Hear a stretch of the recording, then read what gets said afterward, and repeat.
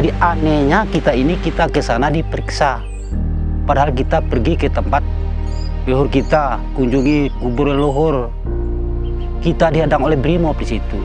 Jadi selama ada perusahaan itu, kami masyarakat adat ini terlalu tertekan. Kita bandingkan sebelum ada perusahaan, kami sejahtera, kehidupan kami di sana.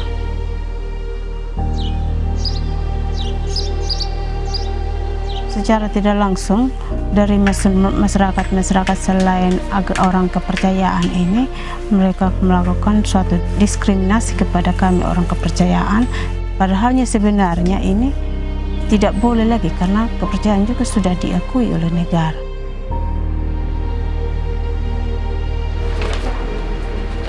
Aku melihat perlakuan-perlakuan orang yang tidak dikenal itu sangat kejam ya.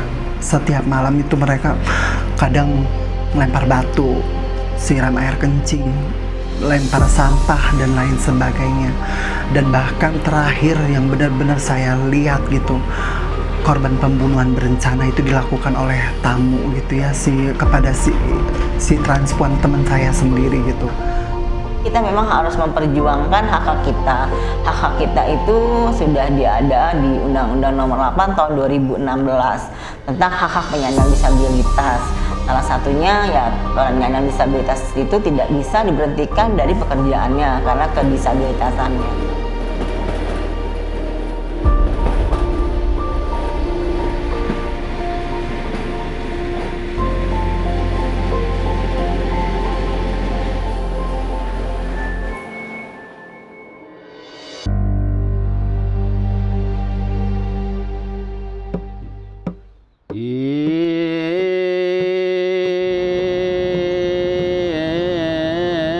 Itu semula bismillah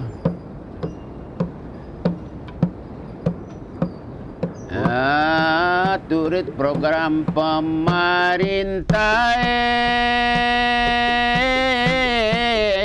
Makmur.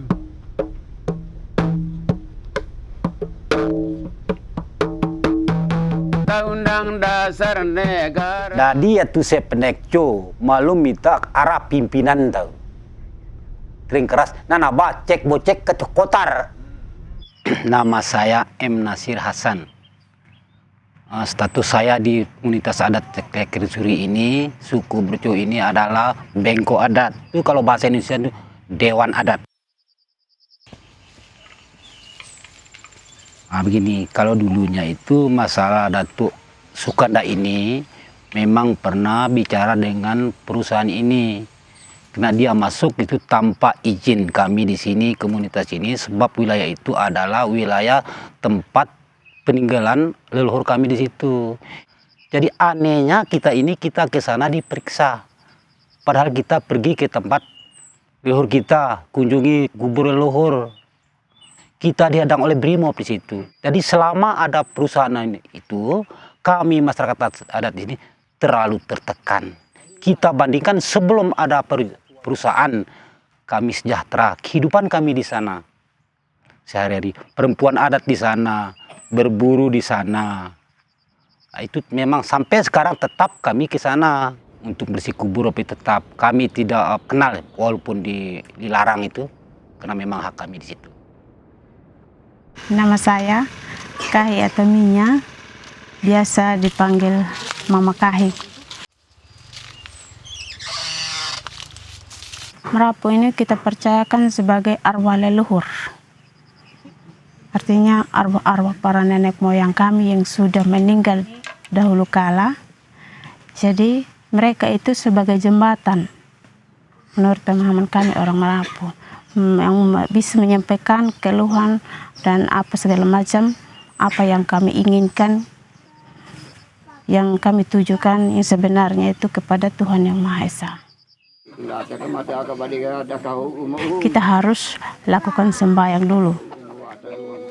Artinya kita memohon kepada Tuhan Yang Maha Kuasa supaya pada saat kita melakukan kegiatan ini tidak ada halangan dan rintangan apapun.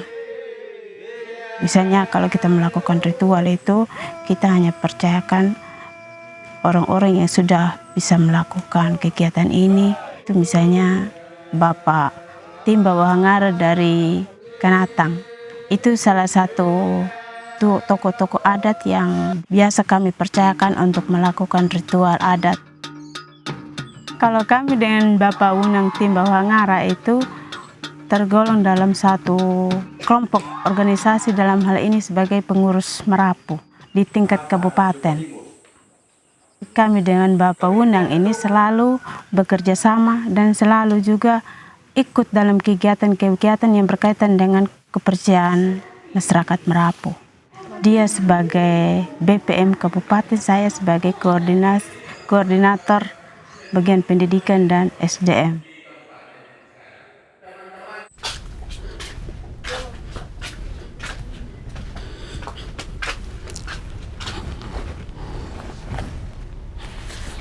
Ini modul tentang kemahesaan Tuhan. Kemudian ini modul tentang sejarah kepercayaan terhadap Tuhan yang Maha Esa. Secara tidak langsung dari masyarakat selain orang kepercayaan ini, mereka melakukan diskriminasi kepada kami orang kepercayaan.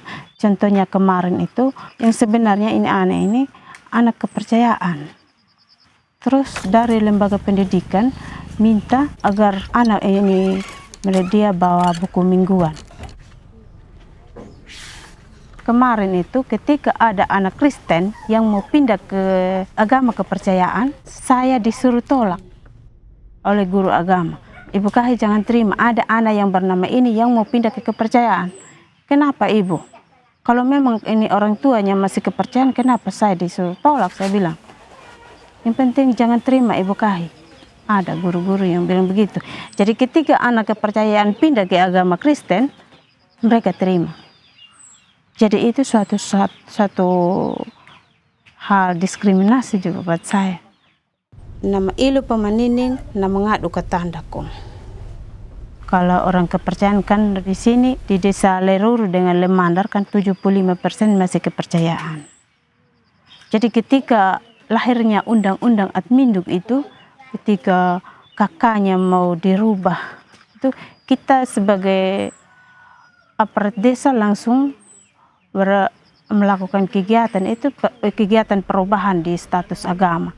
Yang sebenarnya itu dalam kolom agama itu masih strip, kami sudah ubah menjadi kepercayaan. Hanya KTPL saja sekarang yang masih strip. Nih, gue kemarin yang KTP yang baru jadi itu. Mana lihat? Cocok. Tuh. Enak kan, saya sekarang udah lebih Iyalah. ngapa-ngapain gitu. Apa ya, waktu itu kan KTP lu hilang ya? Iya, di Jambret itu yang waktu biasa itu. Nah terus yang kemarin aku bantu proses itu ya, gimana sih perasaannya, Lis? Iya. Maksudnya dari awal gitu, kamu merasa kesulitan atau gimana sih? Ya awal-awal mah ya emang begitu, maksudnya Karena kita tuh tidak tahu mekanismenya ya. Awal-awalnya ya rada-rada jengkel, namanya juga kan orang dukcapil kan begitu kan bikin kesel juga ya kan. Atau sendiri, gue orangnya gampang emosian, kalau gue udah ya udah deh begitu. Ya cuman Gimana, pun kita gitu. beberapa kali mundar mandir. Iya, maksudnya gitu. Ya alhamdulillah judulnya ya udah jadi ya. Jadi itulah kan aku langsung vaksin. Oh jadi sekarang lu akses apapun enak ya? Alhamdulillah, iya. Daripada kemarin gue mau pulang kampung aja beli tiket aja puyeng guenya. Cuman kamu bawa apa? Fotokopi itu ya? Iya, fotokopi KTP yang lama yang ke Jambret, udah nggak ada lagi.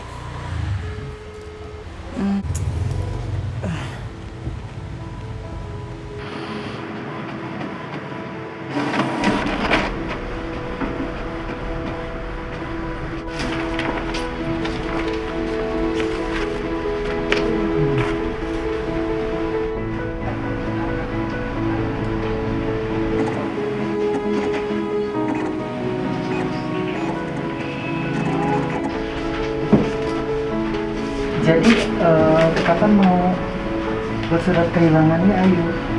Rencananya sih besok ya. Besok dia datang, kita jumpain dia. Terus selanjutnya ya, Berarti besok Kak Tamaranya suruh datang kemari aja dulu. Iya. Berkabar aja ya besok ya. Iya.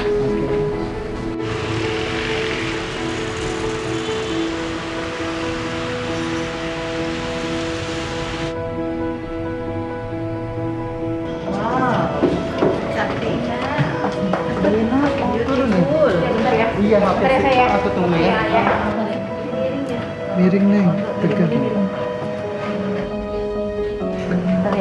Soalnya ini nggak bisa, ini sekali seumur hidup. Kalau mau dipulangin, kalau mau dipulangin. Tapi bagus ini menurutku ya. Tapi kalau Pia gimana? Suka? Boleh, itu aja. Ya sama-sama. Mainan makasih banget. Sama-sama kalau ini. Libur.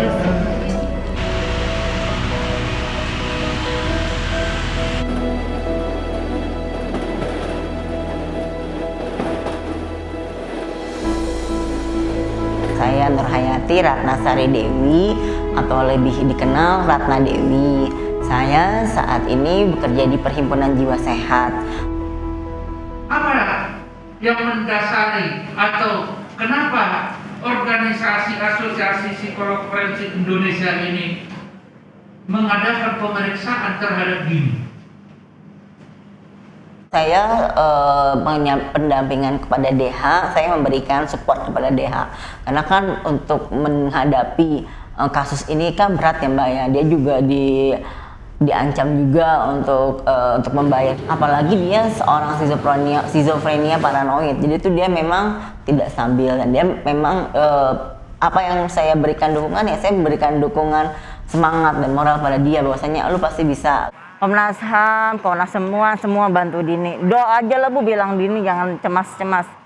Mudah-mudahan kita terbaik. Insya Allah lah besok mau ke Kemenkyu juga nih kita audiensi gitu.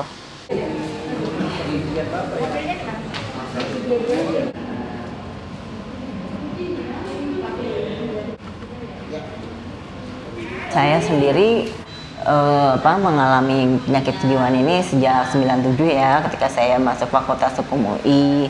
Saya dulu mengalami pemecatan di tahun 2012 ketika saya mengalami kekambuhan pada bipolar saya gitu. Nah, pada saat itu pihak kantor memecat saya. Padahal di saat yang sama juga ada teman saya yang berpenyakit kronis juga, tapi penyakit gagal ginjal. Sebenarnya itu adalah sama-sama penyakit kronis ya.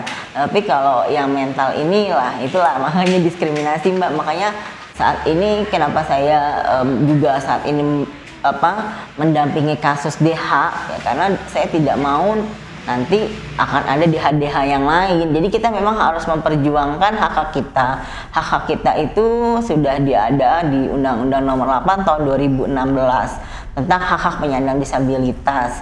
Salah satunya ya penyandang disabilitas itu tidak bisa diberhentikan dari pekerjaannya karena kedisabilitasannya. Seperti itu. Jadi kenapa aku bergabung di organisasi ya? Karena aku melihat perlakuan-perlakuan orang yang tidak dikenal itu sangat kejam ya. Setiap malam itu mereka kadang lempar batu, siram air kencing, lempar sampah dan lain sebagainya. Dan bahkan terakhir yang benar-benar saya lihat gitu, korban pembunuhan berencana itu dilakukan oleh tamu gitu ya, kepada si transpuan teman saya sendiri gitu. Ketika pemilu gitu, kadang aku juga merasa galau gitu, aku ini mau dipilih ke siapa gitu. Karena juga kita tahu ya dengan kayak pemerintah gitu, dengan masih adanya juga perda-perda diskriminatif gitu, menurutku juga itu sangat apa ya, kayak ini banget gitu ke teman-teman, apalagi khususnya teman-teman transpuan gitu. Jadi peran kami sebagai orang kepercayaan, contohnya dalam pemilihan baik pemilihan presiden, DPR, sampai kepada pemilihan tingkat desa juga, kami orang kepercayaan juga dilibatkan. Jadi dalam segmen pemilihan ini kami tidak memandang orang itu siapa sebenarnya. Apakah dia agama Islam, agama ini, agama itu. Jadi kami tidak memandang ke situ, tapi yang kami lebih lihat itu ketika kami melakukan pemilihan itu, kami melihat visi misinya yang merujuk ke desa kami itu seperti apa sebenarnya yang bisa dia bangun. Kalung kalau na leluhur kami na men garua orang lekeng tantu luar sebab mencukannya keduin si ketelas sekoon yang coba tadi apapun bentuk tahan gaman yang kas mati. Padahal sebelum negara Republik Indonesia ini ada, cek pocek itu sudah ada. Nah, tangkapan dari dari pemerintah itu ini belum diperda. Saya rasa di sana ini ilegal menurut saya. Ilegal. Kenapa saya bilang ilegal? Karena belum ada izin dari kami punya tanah atau punya tanah adat. Kalau tidak ada tangkapan dari mereka, itu tuntutan kami. Kembalikan tanah kami yang diklaim oleh perusahaan 16.000 hektar. Itu saja. Kami tidak butuh duit, tapi kembalikan tanah kami. Kalau memang mereka itu butuh tanah kami, bagaimana atur kehidupan kami? Semoga pemerintah terutama mensosialisasikan adanya Undang-Undang Nomor 8 tahun 2016 tentang hak-hak penyandang disabilitas, terutama mental ya. Nah, saya inginkan agar tidak ada lagi pemecatan lagi di kantor-kantor seperti DH dan saya gitu ya. Mudah-mudahan jadi pemerintah juga tahu bahwasanya disabilitas tuh sebenarnya juga mempunyai kuota Mbak untuk untuk bekerja, misalnya 2% di BUMN, terus swasta 1% gitu. Nah, itu seharusnya diimplementasikan. Harapannya juga kayak misalkan teman-teman bisa kayak akses apapun gitu dipermudah gitu, tidak ada lagi diskriminatif atau perlakuan-perlakuan yang tidak menyenangkan gitu. Setelah saya gabung di Sanggar Suara dan sekarang maksudnya banyaknya kesempatan-kesempatan yang saya dapatkan gitu, dapat pelatihan ini itu gitu ya. Mudah-mudahan saya bisa implementasikan dalam kehidupan sehari-hari dan saya bisa bagikan ke teman-teman yang di akar rumput gitu. Siapapun yang menjadi pemimpin, baik itu di tingkat pusat, provinsi maupun di daerah, di desa, kami mau itu supaya kami orang kepercayaan itu tidak didiskriminasikan lagi atau tidak dijadikan tamu lagi kami orang kepercayaan di negeri kami sendiri.